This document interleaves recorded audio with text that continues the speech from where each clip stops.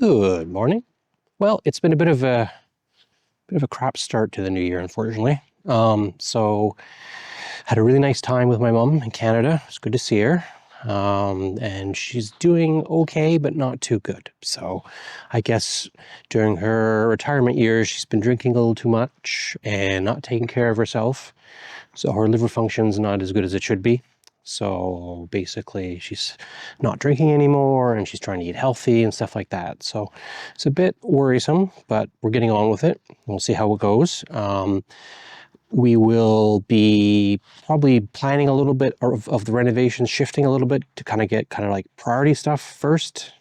What I'm going to do, just in case I have to fly back for, support or whatever.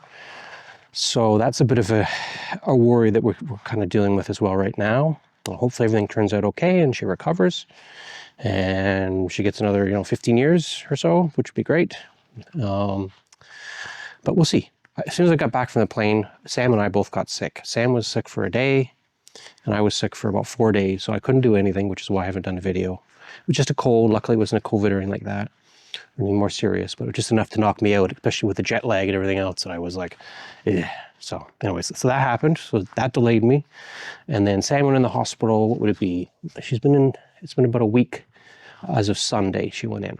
And so what they do in France is you go in the day before you have the operation because she's having her knee replaced. And then they so she went around lunchtime or just after lunch. The next day she goes to the operation. She went at 8 a.m. in the morning. We had exchanged numbers with the hospital staff. So if anything went wrong, they would call me. So Sam, considering she was going at 8, I expected it, and she thought, and the doctor kind of thought that, she'll send me a text message or whatever by around 1 sort of thing. So didn't hear anything. So I kind of spent the afternoon kind of freaking out a little bit. I should have just called, but it's very difficult when you don't speak French, especially when you're talking and trying to ask questions about people and stuff like that in the hospital.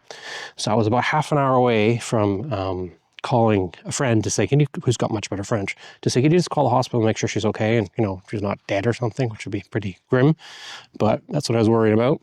But she basically messaged and she didn't realize what time it was. She kind of just kept going in and out of anesthesia for about 5 hours, and she just thought it was when she messaged me.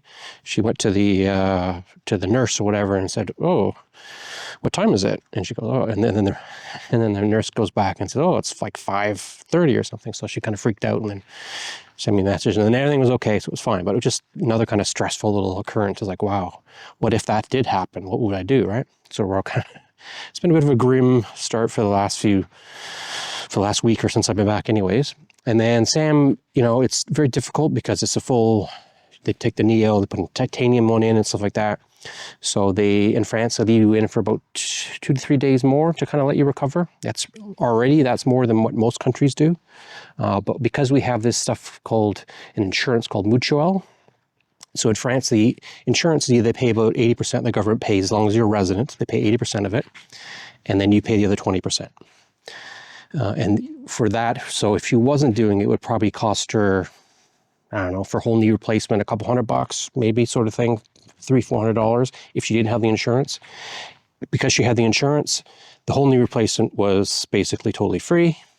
And then in addition to that, the doctor, before she had it, asked, do you want to have rehab as well? And it's like, okay. So we went and looked into that with our insurance company. Basically, she's getting 3 weeks of rehab in a special center with like her own private room, and she gets a TV. The TV's all in French, so it doesn't really help her much, but she's got an iPad. And then she basically does a rehab in there, and it's going to cost us a little bit of money, but not much. So she gets a private room, all her meals, that sort of thing, and she gets an intense session a day with a rehab, like a doctor, and then there's some gym that they do afterwards, and then she's encouraged to walk around and like multiple times a day. So just a week as of yesterday.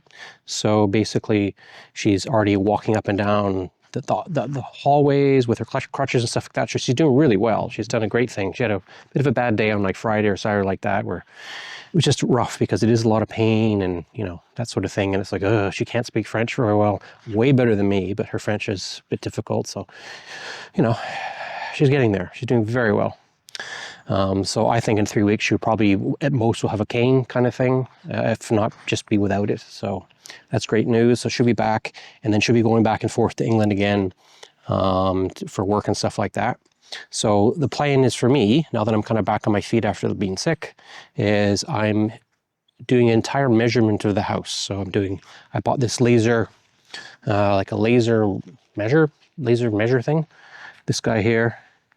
And then that was my Christmas gift to me, because I was like, how am I going to measure this stupid house with all the distances with a tape measure? And doing the ceilings, and it flops over, and you have to get a ladder out and try to measure down. And so anyway, so with this thing, it's made a big deal. And what it actually does as well is it transfers to an app on my phone all the measurements. So you draw like a little circle on the screen on your phone, and you say this wall is, and then you measure it, and this wall is, you measure it, and then you measure up as well, and you put windows in and doors and stuff like that. And then afterwards you can export it out, and you can bring it into the world that I know the best, which is doing 3D stuff, because of my 3D animation and my film background and stuff like that. So what I'm gonna do is model the whole house up.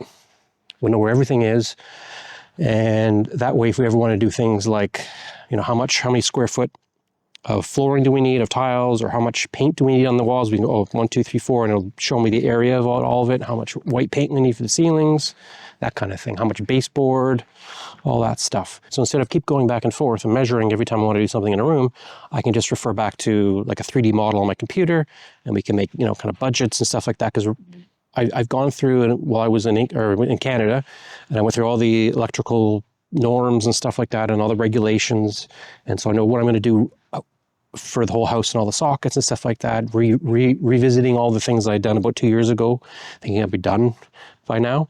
And basically it's just, mentally it's very complex to kind of visualize where do I put all the wires, because there's so many wires. There's about 4 kilometers of wires. I don't know how many miles that is, but yeah, it's like miles of wire that has to go in the house, and all these sockets, and what's the best route. And because of all the rules, I can position everything and measure on the computer and say, okay, because it has to be every 3 meters apart a plug, and that's this sort of stuff.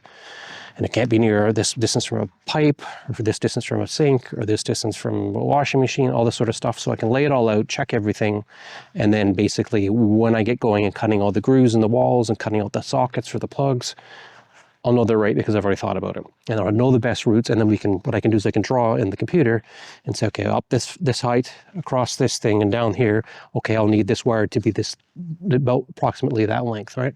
It's not gonna be like millimeter perfection or like that, but it's enough to kind of get that really close numbers, because we went and bought a whole bunch of wire and stuff like that. My first guesstimate was probably pretty close, but I want to make sure, because we don't want to be buying extra, and we don't want to be doing anything that's not to the norms. And in the very end, when I do the wiring and all the stuff, I'll have an electrician come in and just sign off on it, kind of check it off.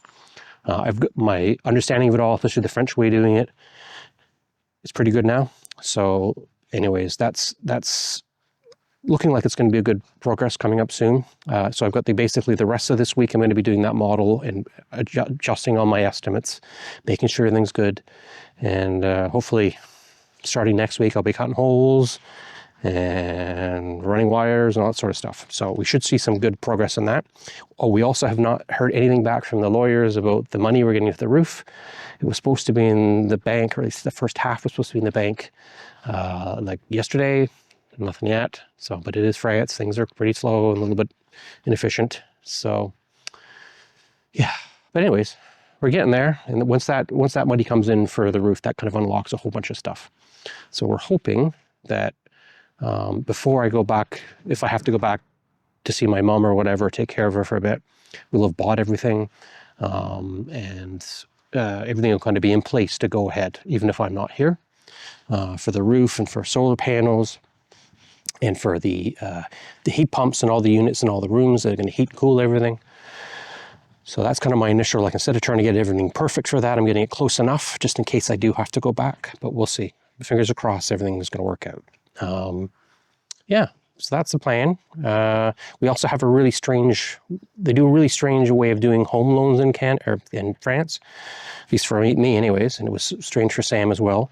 And that is that you get approved for a certain amount of money. It's kind of like a mortgage. And then you have a certain amount of time you have to spend it. So for us, I think it was 2 years. and we're well past the 2-year mark now. We had to get a renewal on it, but it's the last time they allow us to renew it because we didn't really understand it when we signed everything up. They said, okay, we'll give you an exception. They charge us like a couple $100 or something to extend it. But if we don't spend the money, that loan gets reduced and we don't get the money again. So the bank kind of looks at it as like, yeah, you didn't want it that time. You have to reapply the whole process again, which was a nightmare to begin with. So we've got to spend all our money, even if we're not installing it all, at least not the money, but all the money, but the majority of it, which was intended for buying all the hardware and stuff like that, it's got to be kind of here. So we're going to be buying all the tiles for the patio and the walkways, terraforming tiles, and just store them in the garage. We're going to buy all the heat pumps and stuff like that, store it in the garage until someone can install it. We'll be putting down, buying all the solar panels, that kind of thing, all the sinks, basically everything we need at this point that'll basically max out that loan. The reason why we're trying to do that is because the loan rate is just absolutely incredibly low, which is, especially considering we were in such a high period when we got the loan of interest rates. But yeah, it was like, it's almost free. It's like a couple percent. So it's interesting because what you do is from the day one, you pay the max amount of your loan. So it's actually a 25-year loan. You can pay it off earlier.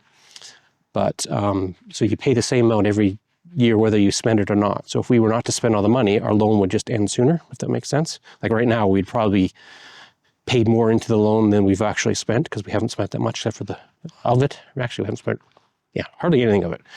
Anyway, that's kind of the idea of what we're doing here. So we've got to kind of take care of the loan. We've got to kind of worry about my mom. We've got to get Sam back in shape so she can take care of the cats or whatever in case I do have to go.